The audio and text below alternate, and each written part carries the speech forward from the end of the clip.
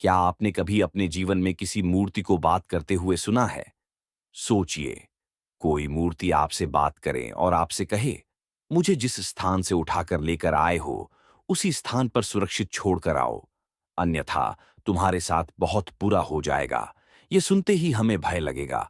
ऐसा ही कुछ हुआ उन चोरों के साथ जिन्होंने मध्य प्रदेश के किसी मंदिर से इन मूर्तियों को चोरी किया था। यह सत्य घटना पर आधारित बहुत ही अद्भुत प्रसंग है। मध्य प्रदेश के किसी गांव में एक छोटा सा मंदिर था। यह मंदिर कम से कम 250 से 300 वर्ष पुराना था। आसपास के गांव वाले भी इस मंदिर की महत्ता को जानकर इस मंदिर में दर्शन करने के लिए आते थे। यहाँ की मूर्तियां बड़ी अद्भुत थीं। भगवान श्री राम के मंदिर के नाम से इसे जाना जाता था। मंदिर में भगवान श्री राम, मां सीता, लक्ष्मण सहित श्री हनुमान जी विराजमान थे। बहुत दूर दूर से लोग यहाँ दर्शन करने आते थे। एक बार किसी भक्त ने भगवान के श्री विग्रह पर सोने के आभूषण भेंट किए। सब गांव वालों को पता था, यहाँ अगर आभूषण इस प्रकार छोड़ दिए जाएंगे तो इन्हें कोई चोरी कर सकता है। इसलिए जब उन्होंने जौहरी को बुलाकर वह आभूषण तैयार करने का कहा, तो उन्हें इस प्रकार समझाते हुए कहा, यह आभूषण श्री विग्रह पर इस प्रकार स्थापित कीजिएगा जिससे इन्हें कोई चोरी ना कर सके। जौहरी बड़ा होशियार था। उसने आकर वह आभूषण श्री विग्रह पर इस प्रकार सुशोभित कर दिए कि कोई उन्हें चुरा ना सके। धीरे धीरे समय व्यतीत हो गया। मुश्किल से 6 महीने व्यतीत हुए थे। एक बार रात्रि का समय था। दो चोर उस मंदिर में आए।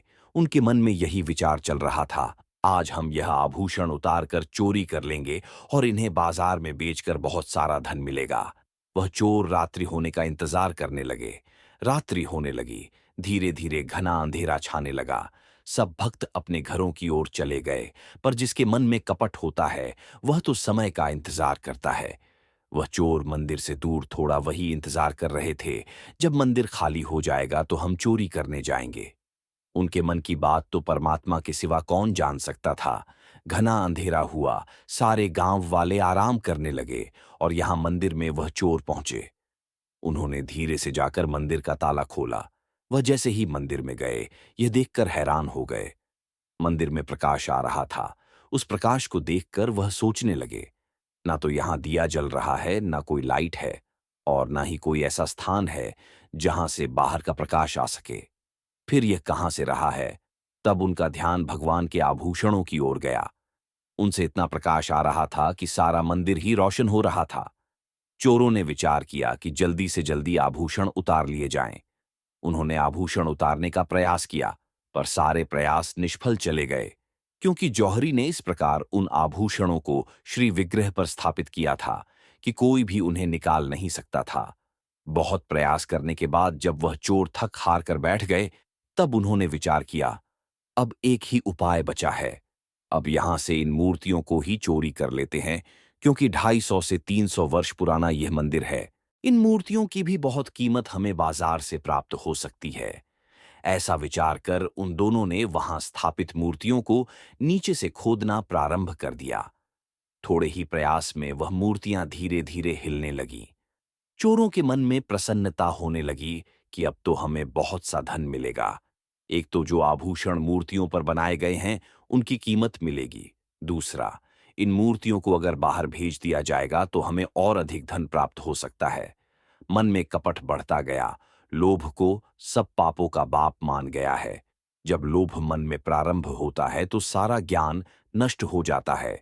उन चोरों के साथ यही हो रहा था। भगवान श्री राम के विग्रह को उन्होंने मां सीता के विग्रह को भी जमीन से अलग कर दिया। दोनों विग्रह जब अलग हो गए, उन्होंने सोचा, हनुमान जी का विग्रह और अधिक सुंदर है। ऐसा प्रयास करते हुए उन्होंने हनुमान जी का विग्रह भी निकलने का प्रयास किया, पर वह बहुत भारी था, उनसे हिला तक नहीं। इस प्रकार अपने समय को देखते हुए वह विचार करने लगे, प्रातःकाल मंदिर खुलने वाला है, पुजारी आ जाएगा। हो सकता है हमें अपना कार्य अधूरा छोड़ना पड़े और हमें धन की प्राप्ति नहीं होगी। इसलिए उन्होंने श्री राम, मां सीता और श्री लक्ष्मण का विग्रह अपने साथ अपने कंधों पर उठा लिया। बहुत भारी होने के बावजूद भी वह धीरे धीरे करके उस स्थान पर पहुंच गए जहां वह रहते थे। उन्होंने वह तीनों विग्रह मंदिर से लाकर अपने घर में रख दिए। अब रात्रि का समय था, गांव वाले तो विश्राम में थे। प्रातःकाल जैसे ही पुजारी ने मंदिर देखा, वह चिल्लाते हुए कहने लगा, हमारे गांव में चोरी हुई है। भगवान का श्री विग्रह चोरी हो गया है। सारे गांव में यह बात फैल गई। लोग चिंता करने लगे कि हमारे गांव में अनर्थ होने वाला है, क्योंकि भगवान का श्री विग्रह चोरी हो गया है। पर जो पुजारी थे वह बड़े विश्वासी थे। वह हनुमान जी की ओर देखकर कहने लगे, है हनुमंत लाल जी, यह आपने क्या किया? आपके मलिक चले गए हैं, और जो आपके मालिक हैं वही मेरे मालिक हैं। मैं उनकी सेवा के बिना कैसे जी सकता हूं? अब आप कृपा कीजिए, हमारे मालिक को वापस लेकर आइए, अन्यथा मैं आपके श्री चरणों में बैठकर अपने प्राणों का त्याग कर दूंगा।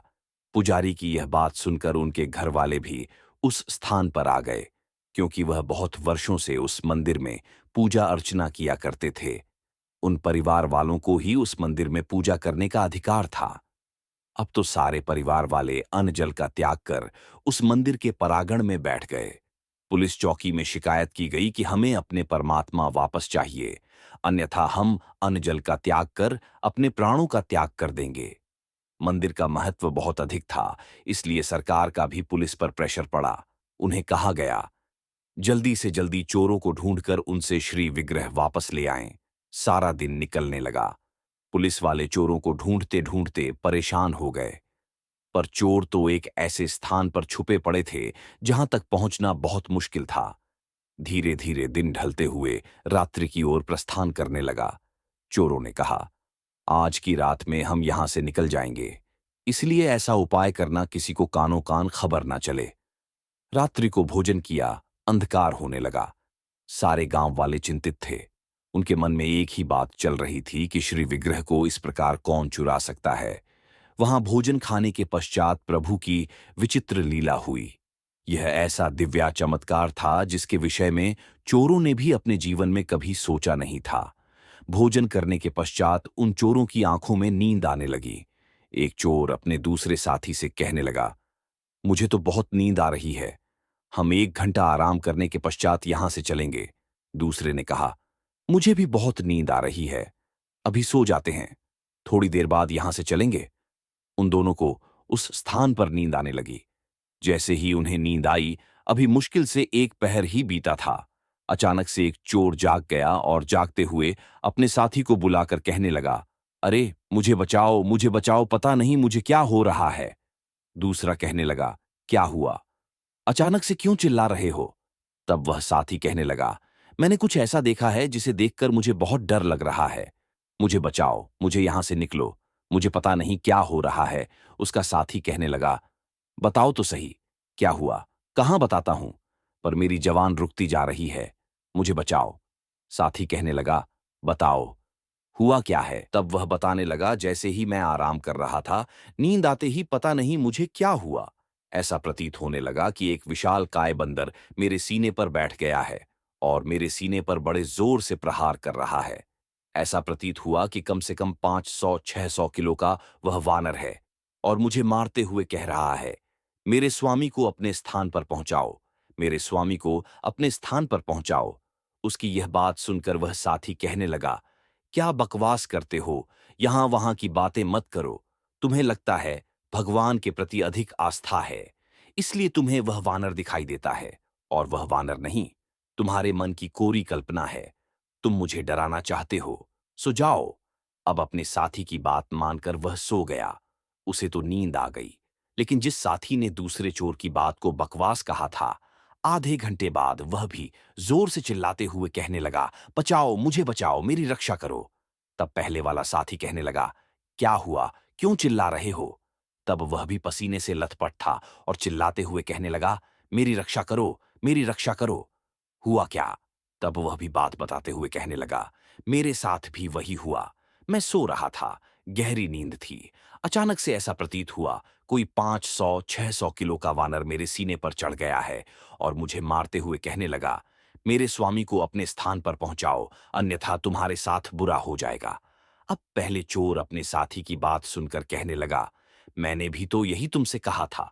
वह कौन था जो मेरे सीने पर और तुम्हारे सीने पर चढ़कर इस प्रकार बोल रहा था? तब दोनों ने पक्का निश्चय किया, कोई हो ना हो, लगता है कोई अद्भुत दिव्य शक्ति है जो हमें परेशान करना चाहती है, पर हम करेंगे नहीं। हम आपस में मिलकर उसका मुकाबला करेंगे। ऐसा विचार कर वह एक दूसरे के नजदीक बैठ गए और विचार करने लगे। थोड़ी रात्रि और गहरी हो जाए तो इन मूर्तियों को यहां से उठाकर अपने स्थान पर ले जाएं। लेकिन जैसे ही वह नजदीक आए, तभी अचानक से एक दिव्या चमत्कार होने लगा। वह ऐसा अद्भुत चमत्कार था जिसे देखकर उन चोरों की रोम रोम कांप गई। वह कहने लगे, बचाओ, हमें बचाओ। उन्होंने जिस घटना का जिक्र पुलिस के समक्ष आकर किया, वह बड़ी ही अद्भुत थी। वह चोर कहने लगे, हम दोनों एक दूसरे के नजदीक आकर बैठ गए। जैसे ही हम एक दूसरे के नजदीक बैठे, अचानक से जिन मूर्तियों को हमने चुराया था, उनके स्थान से एक अद्भुत सी एक किरण निकली। वह किरण हमारे शरीर को स्पर्श होने लगी और हमें ऐसा प्रतीत होने लगा जैसे कि हमारे शरीर में कोई करंट मार रहा है। हमारा शरीर एक दूसरे में जकड़ने लगा। हमने बहुत प्रयास किया हम एक दूसरे से दूर हो जाएं, लेकिन वह शक्ति हम दोनों को इस प्रकार निचोड़ती जा रही थी। ऐसा लग रहा था कि जैसे हम एक दूसरे के अंदर ही समा जाएंगे। बहुत देर चिल्लाने के बाद भी हम छूट नहीं पा रहे थे, तो हमने उससे कहा, तुम्हें क्या चाहिए? तब दूर पड़ी वह मूर्तियां बोली। वह मूर्तियां बोलते हुए कहने लगी, हमें जिस स्थान से उठाकर लेकर आए हो, उन्हें इस स्थान पर छोड़कर आओ, अन्यथा तुम्हारे साथ बहुत बुरा हो जाएगा। हमारे भक्त पुजारी जी हमारा इंतजार कर रहे हैं। अगर प्रातःकाल तक तुम हमें वहां नहीं छोड़कर आए, तो तुम्हारे साथ बहुत बड़ा होने वाला है। श्री विग्रह की यह बातें सुनकर हमारा मन और अधिक डरने लगा, क्योंकि यह हमारे जीवन की पहली घटना थी। हमने समाचार पत्रों में मूर्तियों के विषय में बोलते हुए अनेक कहानियां सुनी थीं, लेकिन पहली बार ऐसा सुनते हुए हमें बहुत भय लगने लगा। तब हम हाथ जोड़कर कहने लगे, हमें क्षमा करो, हमें क्षमा करो। जो यह कष्ट हमें दे रहे हो, हमें क्षमा करो। तब वह विग्रह कहने लगे, हम तुम्हें क्षमा कर देंगे, और अभी का अभी हमारे श्री विग्रह को मंदिरों के बाहर छोड़कर आ जाओ, अन्यथा बहुत बड़ा होने वाला है। तब वह चोर कहने लगे, गांव के लोग हमें पहचान जाएंगे, वह हमें मार देंगे। हम आपको वापस किस प्रकार छोड़ कर सकते हैं? तब आकाशवाणी हुई। वह कहने लगी, तुम बिल्कुल भी चिंता मत करो। तुम हमारे श्री विग्रह को अपने मस्तक पर उठाओ, और जब तुम श्री विग्रह को अपने मस्तक पर उठाकर आगे की ओर बढ़ने लगोगे, तुम्हें किसी प्रकार की चिंता करने की आवश्यकता नहीं है। जब यह बात आगे की तरफ बताते हुए चोर बताने लगे, उनकी यह बातें सुनकर पुलिस वाले और अधिक हैरान हो गए। चोरों ने कहा, उस समय भी हमारे साथ एक दिव्या चमत्कार हुआ। हम श्री विग्रह को अपने मस्तक पर उठाकर आगे की ओर जाने लगे। हम धीरे धीरे मंदिर के नजदीक पहुंचे। अपने मस्तक से उतरकर श्री विग्रह को भगवान के मंदिर के बाहर रख दिया। बहुत से लोग मंदिर के बाहर खड़े थे, लेकिन कोई भी व्यक्ति हमें देख ना सका। यह बात हम देखकर हैरान हो गए। हमने श्री विग्रह रखा है, कोई हमसे पूछ नहीं रहा है। हम अन्य व्यक्तियों को देख रहे थे, पर वह व्यक्ति हमें देख नहीं पा रहे थे। हमने श्री विग्रह रख दिए और वहां से चुपचाप वापस आ गए। हम दूर खड़े होकर देखने लगे। यह कौन सी लीला है? हमें गांव वाले क्यों नहीं देख पा रहे हैं? थोड़ी देर बाद प्रातःकाल होने लगा। गांव वालों ने मंदिर के बाहर उन श्री विग्रह को प्राप्त कर बड़ा आनंद प्राप्त किया। पर उस घनघोर रात्रि में जो हमारे साथ हुआ, वह बड़ा ही अलौकिक और दिव्य था। हम एक दूसरे को देखकर विचार करने लगी, ये कैसे हो सकता है? गांव वाले हमें पहचान तक ना सके, उन्होंने हमें देखा तक नहीं। ये सारी बात उन्होंने पुलिस थाने में आकर बताई। आप सोच रहे होंगे, वह पुलिस वालों के पास क्यों गए? क्योंकि जब रात्रि के समय उन्हें सजा मिल रही थी, तब भगवान का ही आदेश हुआ था। प्रातःकाल तुम पुलिस थाने चले जाना, अपना गुनाह कबूल कर लेना। तुम यह जब सारी बात पुलिस थाने जाकर बताओगे, पुलिस वाले तुम्हारी बात पर यकीन नहीं करेंगे। वह तुम्हें पागल मानकर तुम्हें छोड़ देंगे और तुम्हारा गुनाह माफ हो जाएगा। और एक बात याद रखना, उसके पश्चात तुम मंदिर के पुजारी के पास जाकर यह सारी बात बताना। तब वह तुम्हें जो बात कहें, उसी के अनुसार अपना जीवन यापन करना। चोरों ने कहा। उसके पश्चात हम मंदिर के पुजारी के पास गए। वह बड़े ही श्रद्धा भाव और विश्वासी ही भक्त थे। जब हमने उन्हें देखा, उनको सारी बात बताई, तब उन्होंने अपने हृदय से लगाकर हमें कहा, आज के बाद चोरी का काम नहीं करना। और परमात्मा की कृपा से यह बात गांव में किसी को भी पता नहीं चली है। तुम इस गांव की रहने वाले हो, मैं तुम्हें जानता हूं, पर तुमने चोरी की है। यह बात परमात्मा के सिवा मेरे सिवा किसी को पता नहीं है, इसलिए आगे से चोरी का कार्य बंद कर दो। तुम तो बड़े भाग्यशाली हो। तुम्हारे साथ श्री विग्रह ने स्वयं वार्ता की है। इतना सब होने के पश्चात क्यों चोरी करके अपने जीवन को खराब करते हो? उनकी यह बात हमारे जीवन में उतर गई। उसके पश्चात हमने चोरी का संपूर्ण कार्य बंद कर दिया। लेकिन आज भी उस घटना को याद कर हमारा हृदय कांप जाता है। इस घटना का जिक्र उन चोरों के माध्यम से एक पुस्तक में वर्णित किया गया। बड़ी ही अलौकिक और अद्भुत घटना है। अधिकतर यही सुनाई देता है कि भक्त ही भगवान को चाहता है। लेकिन जहां भक्ति का प्रेम सच्चा हो, वहां भगवान स्वयं भक्ति से अलग नहीं होना चाहते हैं। किस प्रकार, देखिए। भगवान की श्री विग्रह स्वयं वापस लौटकर पुजारी जी के पास आ गए। कैसे अपने भक्त से मिलने के लिए परमात्मा ने चोरों के समक्ष विचित्र लीला की। यह एक सत्य घटना है। मध्य प्रदेश में अभी तक वह मंदिर स्थापित है। बहुत लोग वहां दर्शन कर अपने जीवन को धन्य मानते हैं। तो यह कहानी कैसी लगी? कमेंट बॉक्स में जरूर बताएं। धन्यवाद।